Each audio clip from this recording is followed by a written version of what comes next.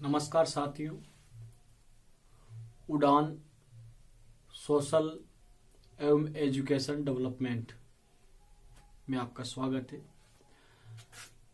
इसमें शिक्षा के साथ में सामाजिक उत्थान के समझ में मैं वीडियो बनाता रहता हूँ। उसी के द्वारा यह कि जो परंपराएं होती है अच्छी भी होती है और बुरी भी होती है, लेकिन जो परंपराएं वो पाखंड का रूप भी ले लेती है और वो पाखंड का रूप तब लेती है जब जो उसको मानने वाला है वो उसको समझ नहीं पाता या वो तर्क नहीं कर पाता कि ये परंपरा कैसे बनी, कैसे चली।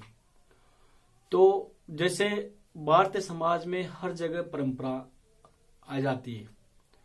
जैसे जो माता पिता का जो सम्मान होता है उसमें भी परंपरा शब्द का लोग प्रयोग करते रहते हैं, जबकि लोग भूल जाते हैं कि जो माता और पिता जो शब्द होते हैं वो एक सम्मान का शब्द है। तो उसमें किसी की कहने की आवश्यकता नहीं होती कि तुम अपनी माता का सम्मान करो या पिता का सम्मान करो, लेकिन बहुत सारी ऐसी चीजें होती है जो परंपराएं होती है वो धीरे धीरे पाखंड बन जाता है। और इसके विषय में कबीरदास ने एक कहानी के माध्यम से अच्छी तरह समझाया है कि वो किस प्रकार जो परंपरा वो होती पाखंड बन जाती है।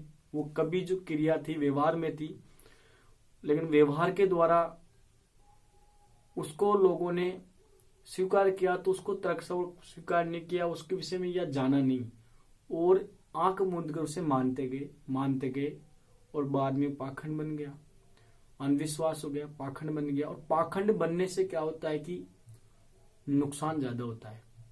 ऐसे तो पाखंड से नुकसान है, फिर भी उससे संबंधित कुछ को तो लाभ मिल जाता है, जो उसे लाभ लेने का उसमें लाभ ले लेते हैं। वो अधिकांश को पाखंड होता है। चतुर होता है वो तो उसे लाभ कमा लेता है, बाकी उस पाखंड के नाम से अधिकों का हानि होती है। जो बिना लॉजिक होता है, बिना मतलब कि तर्क स्वरूप होता है, तो कबीरदास ने इसको समझाने के लिए कहा है कि एक बार एक महात्मा थे। तो महात्मा भक्ति में लीन रहते थे और ईश्वर की भक्ति करते रहते हमेशा। तो वो ऐसे निरंतर उनके दिनचर्या में चलता रहा। वो जाते, लोगों को अच्छी अच्छी शिक्षा देते और ईश्वर का मनन करते, ईश्वर का ध्यान लगाते और बैठे रहते ध्यान के अंदर। तो एक बार उनको कहीं पे, वो महात्मा थे, दयालु थे, उनके दया का सागर रहता था उनमें हमेशा।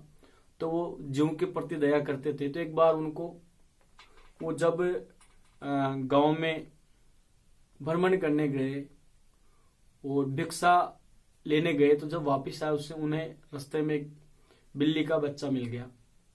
तो महात्मा जी दयालु थे, तो उन्होंने सोचा कि ये मर जाएगा, इसको कोई संभालने वाला नहीं है, ये ऐसे कुत्ता है या कोई जो इसके जो हिंसक जो जीव हैं वो इसे मार देंगे। तो महात्मा जी उसे अपने साथ ले आते हैं और अपने साथ कुटिया में ले आते हैं उसको।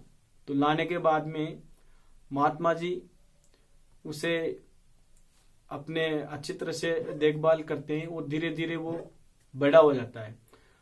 जब वो धीरे धीरे बड़ा हो जाता है तो बाद में वो महात्मा जी को परेशान करने लग जाता है कि जब महात्मा जी ध्यान मुद्रा में बैठते हैं तो वो मतलब कि महात्मा जी गोदी में आ जाता या महात्मा जी को मतलब जैसे परेशान करने लग जाता। तो महात्मा जी का जो भक्ति में जो ध्यान लगाते वो भंग हो जाता, उसे डाइवर्ट होता महात्मा जी का ध्यान।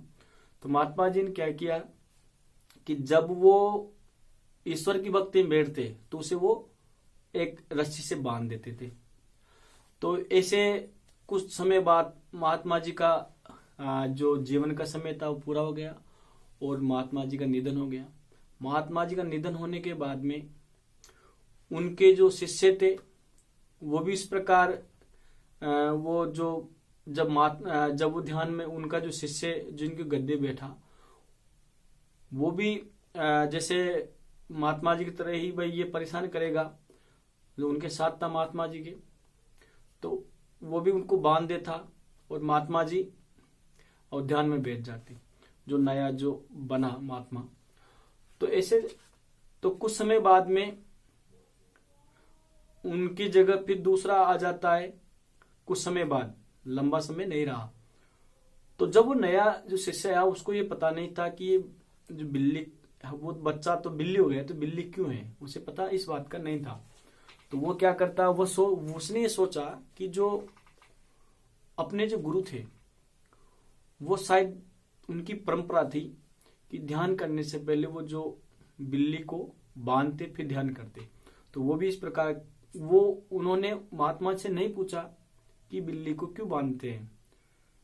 तो कुछ समय बाद वो बिल्ली की डेथ हो गई, उसकी भी जीवन समय पूरा हो गया था।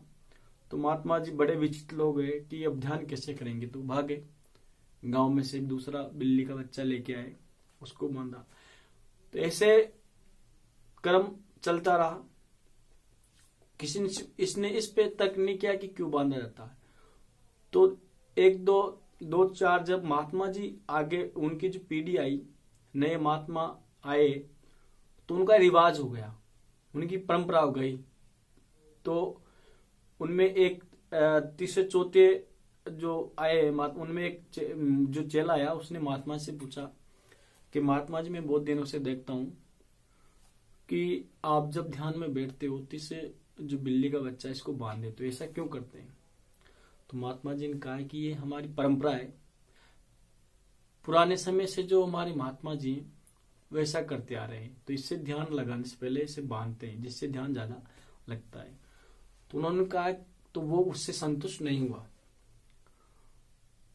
और उसको मनन किया या आपस में जगह से जानकारी इकट्ठी की। तो पता चला कि प्रथम जो महात्मा जी थे वो दयालु थे और जो बिल्ली का बच्चा था उसको ऐसे लेके आए थे।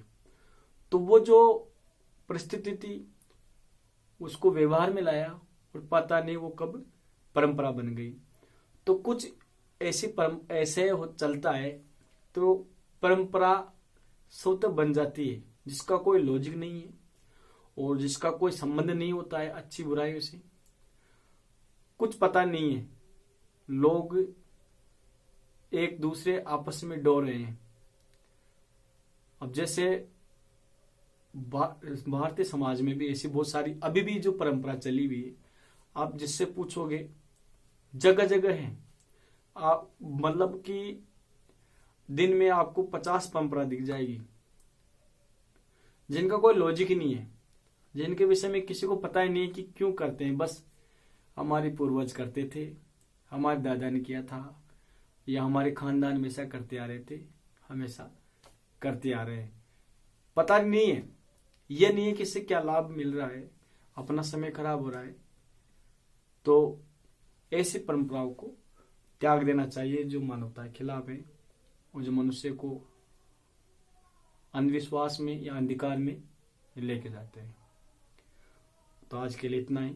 अगर ये वीडियो आपको अच्छा लगता है तो वीडियो को लाइक कीजिए, अपने मिलने वाले के साथ शेयर कीजिए, और आपको अच्छा लगे वीडियो तो इसे मेरे चैनल को सब्सक्राइब कीजिए, जिससे आपको मेरे द्वारा जो समय समय वीडियो डाले जाते हैं उसके नोटिफिकेशन मिलेंगे।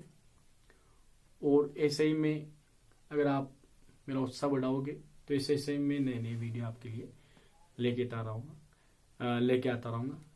तो आगे की वीडियो के लिए जब तक इजाज़त दिए, नमस्कार।